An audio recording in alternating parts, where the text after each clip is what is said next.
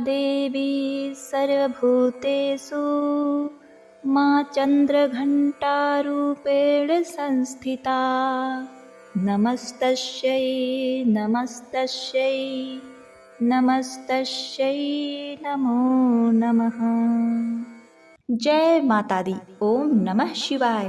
प्रिय भक्तों, आज चैत्र नवरात्रि का तीसरा दिन माता चंद्रघंटा को समर्पित है। इनकी पूजा करने से मनुष्य को इहलोक तथा परलोक दोनों लोकों में सभी प्रकार के सुख प्राप्त होते हैं।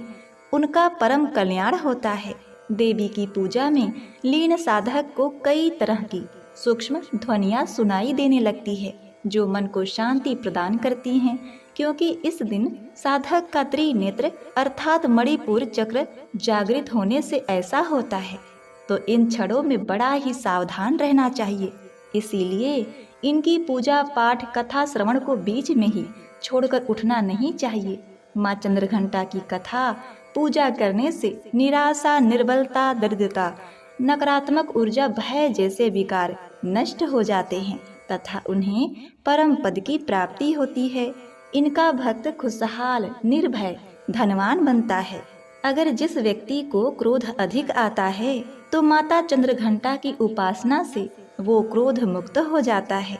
इन माता जी का प्रिय भोग दूध, केला, खीर है और प्रिय रंग लाल और भूरा है। तो आज मैं सुना रही हूँ माता चंद्रघंटा की बड़ी ही दुर्लभ तथा पौराणिक कथा, जिसे आप सभी भक्तगण बड़ी श्रद्धा तथा प्रसन्न चित मन से पूरा सुने। अपनी कठोर तपस्या से भगवान शिव को वापस जीतने के बाद देवी पार्वती राजा हिमवान के महल में लौट आईं। राजा हिमवान और देवी मैनावती अपनी पुत्री को अपने तपस्या में सफल देखकर बहुत ही प्रसन्न होते हैं। शिव और माता पार्वती के विवाह का दिन आ गया। सभी देवता इस बात से बहुत प्रसन्न थे कि उनके भगवान का विवाह हो रहा है। भगवान शिव के सभी गण उनकी बारात के साथ राजा हिमवान के महल में गए। वह तो भोलेनाथ हैं, उनका नाम ही शिव है, जो शुभता को धारण करते हैं। उन्हें बाहरी दिखावे और औपचारिकताओं के पालन की क्या परवाह है। वह जैसे थे वैसे ही विवाह के लिए आगे बढ़े। वासुकी और तक्षक जैसे सबसे भयानक सांपों के साथ उनकी माला, कंगन, कमरबंद और बालियां थीं। उनके बाल उलझे हुए थे। उनका पूरा शरीर शमशान की राख में ढका हुआ था। उन्होंने अपने 5 सिर प्रकट किए। वह प्रभावशाली, उग्र और तीव्र दिख रहे थे। वह बारात में राजसी घोड़ों पर सवार अन्य लोगों के विपरीत एक बैल पर सवार होकर आए थे। मैना देवी माता पार्वती की माँ, जो अपने दामाद पर नजर डालने की उम्मीद से प्रतीक्षा कर रही थी, जिसके लिए उनकी बेटी ने इतनी कठोर तपस्या की थी, भगवान शिव के प्रकट होने पर हैरान और निराश हो गईं। उनका रूप न केवल अरुचिकर था, बल्कि वे अत्यंत अनियंत्रित और विचित्र रूपों से घिरे हुए थे। भूत, प्रेत और पिशाच बम बम भोले के नारों से वातावरण को गुंजायमान कर रहे थे। भूत, पिशाच, साधु और अघोरी बारात में शामिल हुए। गण इतने उत्साहित थे कि उनकी मर्यादा के लिए कोई जगह ही नहीं थी। उनकी खुशी स्पष्ट थी, लेकिन यह किसी भी तरह से कोई सुंदर या सुखद दृश्य नहीं था। इस तथ्य को पचाने में असमर्थ माता मैना देवी ने सोचा, उनकी शाही कोमल बेटी अब अपने पति जैसे आतंकित स्वभाव वाले व्यक्ति के साथ कैसे प्राणियों के बीच रहेगी। मैना देवी अचेत हो गईं। देवी पार्वती ने शिव तत्व को गहराई से आत्मसात कर लिया था और जैसा कि हमने उनके ब्रह्मचारिणी रूप में देखा, वह सप्त ऋषियों के लिए शैव सिद्धांत की गुरु भी थी। फिर भी अपनी पूरी करुणा के साथ उन्होंने एक माँ के रूप में मैना देवी की दुर्दशा को समझा।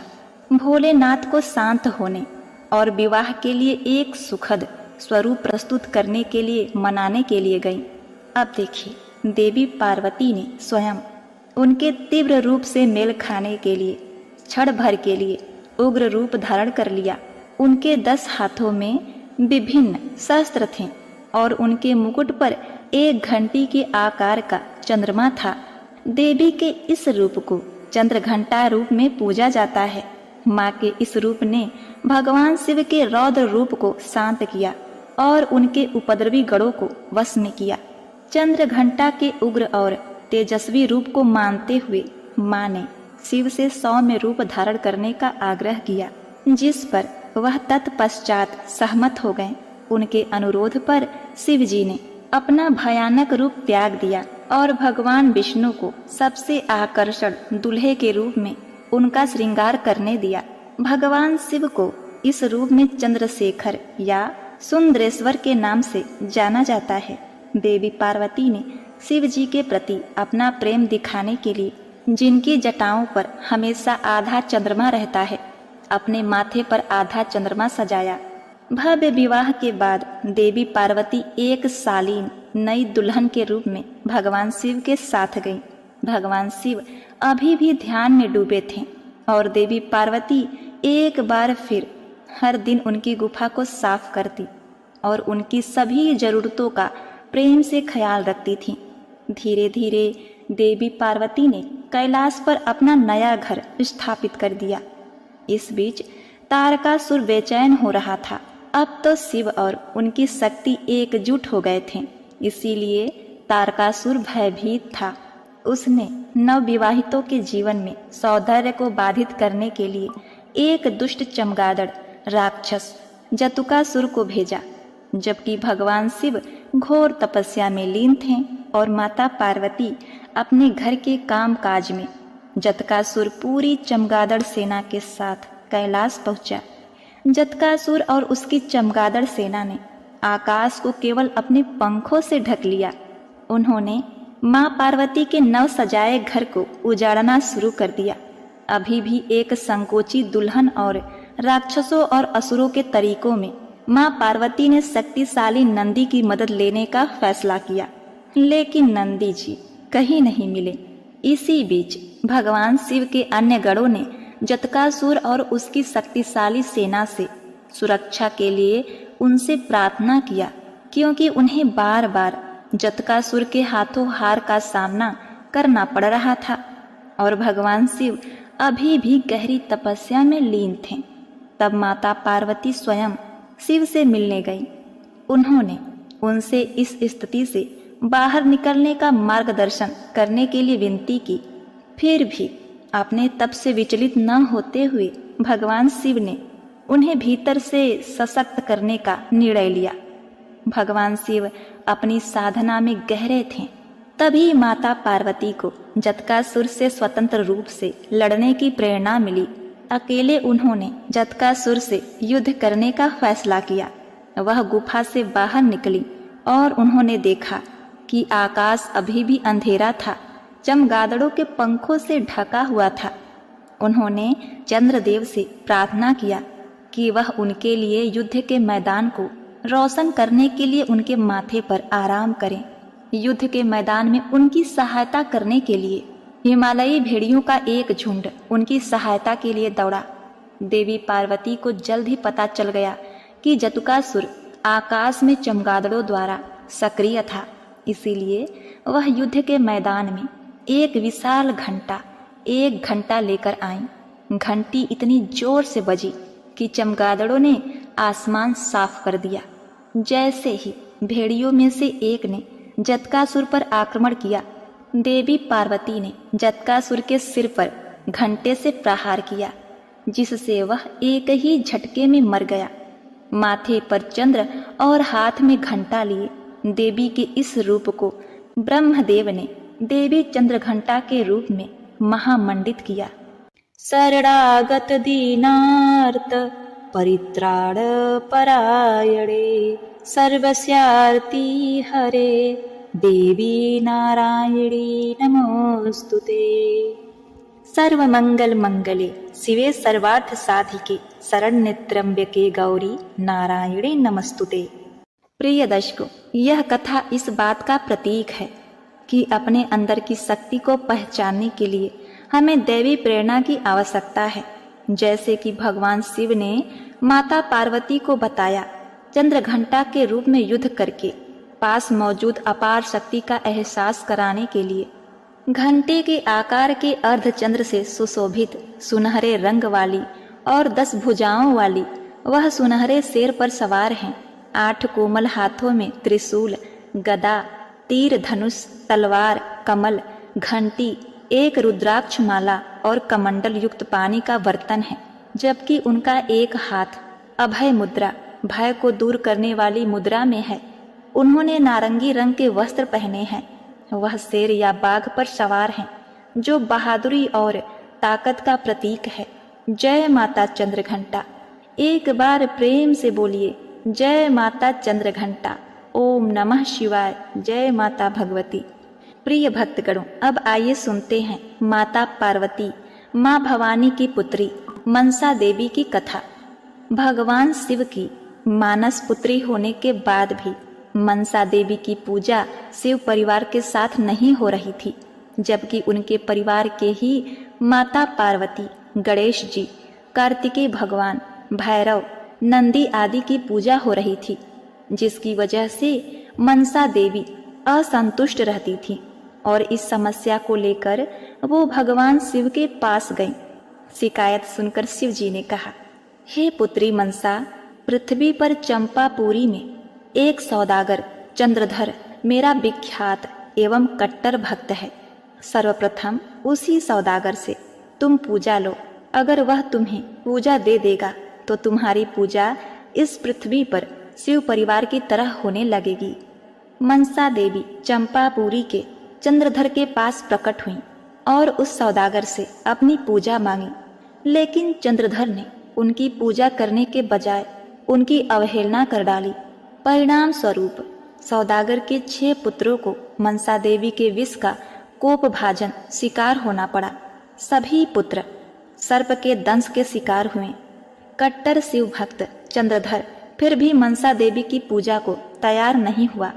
कुछ समय बाद चंद्रधर को बाला लखिंदर के रूप में 7वां पुत्र हुआ। माता मनसा देवी के श्राप के अनुसार बाला लखिंदर की मृत्यु सर्पदंश से सुहाग रात के दिन सुनिश्चित थी। हठी सौदागर ने भगवान विश्वकर्मा का आवाहन कर लोहा बांस का एक ऐसा अद्भुत भवन बनाने को कहा, जिसमें सुरक्षा को लेकर कोई छेद छोड़ने को नहीं कहा गया। इस बात का पता चलते ही मनसा देवी ने कारीगरों को बुलाकर एक छोटी सी सुराग मकान की दीवार में छोड़ देने पर राजी कर लिया, जिसे आसानी से देखा नहीं जा सकता था। बाला लखिंदर का विवाह नवगछिया के पास उज्जैनी गांव के वासु सौदागर की पुत्री बिहुला से हुआ। लोहाबास के दुघेय भवन में बाला लखिंदर अपनी नवविवाहिता सुंदर पत्नी बिहुला के साथ सुहाग रात में शयन कक्ष में था। मध्य रात्रि में सर्पदंश का शिकार हो गया। नागदंश का शिकार होते ही बाला लखिंदर के उपचार एवं सर्पदंश झाड़ने के लिए चंपापुरी के वैद्य एवं ओझा सभी को बुलवाया गया, लेकिन देवी मनसा ने उन्हें रोक दिया। फलस्वरूप तेज विष के कारण लखिंदर की मृत्यु हो गई। मृत्यु के उपरांत सती साध्वी बिहुला पति को पुनः जीवित करने के लिए संकल्पबद्ध हो विश्वकर्मा जी का आवाहन करती है और विशाल नौका पर 1 मंजिलों वाली मंजूषा केले के पत्ती से नौका बनवाई। उसे लहसन माली से विविध चित्रों से सजाया। उसी केले के नौका पर बिहुला अपने पति के पार्थिव शरीर को लेकर चंपापुरी से स्वर्ग के लिए जल मार्ग से प्रस्थान करती है। उसने लाल साड़ी पहन रखी थी और सिंदूर लगा रखा था।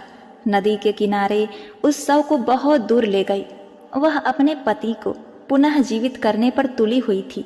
बहुत दिनों तक उसने कुछ भी नहीं खाया, जिससे उसका शरीर सूख गया था। लखिंदर के शरीर से दुर्गंध भी आने लगी थी। उसके सारे शरीर में कीड़े पड़ गए थे, मात्र उसका कंकाल ही शेष रह गया था। बिहुला नाव को किनारे की ओर ले चली। उसने वहां पर एक धोबिन के मुख से तेज टपकते हुए देखा। बिहुला के कठोर तप को देखकर मनसा देवी ने ही उस धोबिन को वहां भेजा था। उस धोबिन ने बिहुला से कहा, हे पुत्री, तुम मेरे साथ देवलोक में चलकर अपने नित्य से महादेव तथा सभी देवताओं को प्रसन्न करो तो तुम्हारे पति पुनः जीवित हो जाएंगे। बेहुला ने उसकी सलाह मानी और वह उसके साथ चल पड़ी। पति की अस्थियां उसके वक्षस्थल से चिपकी थीं। वह अपने पति की स्मृति से उन्मत्त होकर इस प्रकार से बेहुला स्वर्ग की ओर चल पड़ी। रास्ते में जाते हुए बहुत सारी कठिनाइयां उसे झेलनी पड़ी। उसे रूह कपा देने वाली बैतरणी नदी को भी पार करना था, जो कि यमलोक में था। उसने गौ माता का आवाहन किया और कहा, हे गौ माता, यदि मैंने सच्चे हृदय से आपकी सेवा की है, मेरे मन में लेस मात्र भी छल कपट नहीं है, तो आप मेरी सहायता करें। यह सुनकर गौ माता तुरंत वहां प्रस्तुत हो जाती हैं और बेहुला को अपने पूंछ के सहारे बैतरणी नदी को पार कराती हैं। इस प्रकार सती सावित्री बेहुला अपने पति को लेकर बैतरणी नदी को पार करती है। यमलोक होते हुए यमराज के प्रश्नों का जवाब देते हुए उन्हें प्रसन्न करती है तथा बेहुला इंद्रासन पहुंच गई। बेहुला ने अपने सतीत्व, तेज एवं अकाल भक्ति नृत्य से भगवान इंद्र को प्रसन्न कर दिया। भगवान इंद्र सहित सभी देवताओं ने उसे मनोवांछित वर मांगने को कहा। बेहुला ने अपने पति का जीवन दान मांगा। इस प्रकार से सभी देवताओं ने मिलकर माता मनसा देवी की अनुग्रह से उसके पति को जीवित कर दिया। तब बेहुला ने अंत में आकर देवताओं से कहा, उसे अपने 6 ज्येष्ठों का जीवन भी दान में चाहिए। भगवान इंद्र ने सहर्ष उसकी मांग स्वीकार कर ली। फिर क्या था, 7 भाइयों के साथ बेहुला चंपापुरी अपने ससुराल लौट आई और बेहुला का भव्य स्वागत किया गया। माता मनसा देवी प्रकट हुई और बेहुला के समक्ष पुनः अपनी पूजा का प्रस्ताव रखा। बेहुला के ससुराल के सभी लोगों ने माता मनसा देवी को पूजा देना स्वीकार किया, लेकिन चंद्रधर अपनी जगह अडिग रहा। उसकी घोषणा थी कि मेरा दाहिना हाथ शिव की पूजा को ही अर्पित है, इसीलिए मैं पूजा नमन मात्र भगवान शिव का ही करूंगा।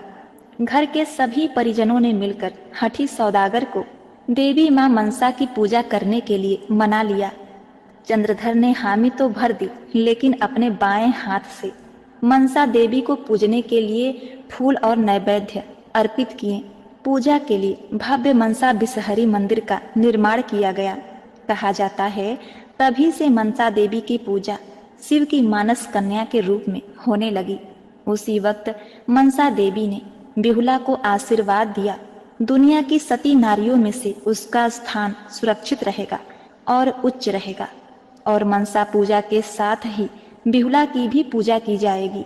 तो प्रेम से बोलिए, माता मनसा देवी की जय हो। जय मां मनसा देवी। हे मनसा देवी, जिस प्रकार आपने बेहुला के पति का जीवन सुरक्षित रखा, उसे जीवन दान दिया, आप अपने भक्तों सभी सुहागिनों के सुहाग को अमर रखना। जय माता मनसा देवी। जय मां भवानी। ओम नमः शिवाय। प्रिय भक्तगणों, अब आप श्रवण करेंगे दुर्गा सप्तशती का दूसरा और तीसरा अध्याय। ऋषि कहते हैं, पूर्व काल में देवताओं और असुरों में पूरे 100 वर्ष तक घोर संग्राम हुआ था।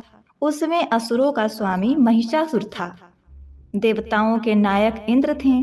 उस युद्ध में देवताओं की सेना महाबली असुरों से परास्त हो गई और संपूर्ण देवताओं को जीतकर महिषासुर इंद्र बन बैठा। तब पराजित देवता प्रजापति ब्रह्मा जी को आगे करके उस स्थान पर गए जहां भगवान शंकर और विष्णु विराजमान थे। देवताओं ने महिषासुर के पराक्रम तथा यथावत वृत्तांत उन दोनों देवेश्वर से विस्तार पूर्वक कह सुनाया। देवताओं ने भगवान से कहा, हे भगवान, महापराक्रमी महिषासुर ने सूर्य, चंद्र, अग्नि, वायु, इंद्र, यम, वरुण तथा अन्य सभी देवताओं से उनके अधिकार छीनकर स्वयं ही स्वर्ग पर अपना अधिपत्य कर लिया है। उस पापात्मा महिषासुर ने सभी देवताओं को स्वर्ग से निकाल बाहर कर दिया है। अब वे निष्कासित देवगण भूतल पर मनुष्य के समान भटक रहे हैं। हम सब लोगों ने आपके समक्ष असुरों के दुराचरण का सारा वृत्तांत निवेदित कर दिया है। हम सब देवगण आपके शरणागत हुए हैं। आप कृपा करके उस अपराजय दानव के नाश का कोई उपाय बतलाइए।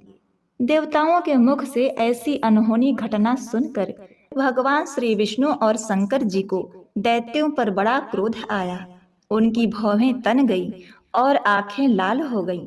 क्रोध में भरे हुए भगवान विष्णु के मुख से बड़ा भारी तेज निकला और उसी प्रकार का तेज भगवान शंकर, ब्रह्मा और इंद्र आदि दूसरे देवताओं के मुख से प्रकट हुआ। फिर वह सारा तेज एक में मिल गया और तेज का पुंज वह ऐसे दिखता था जैसे कि ज्वालाएं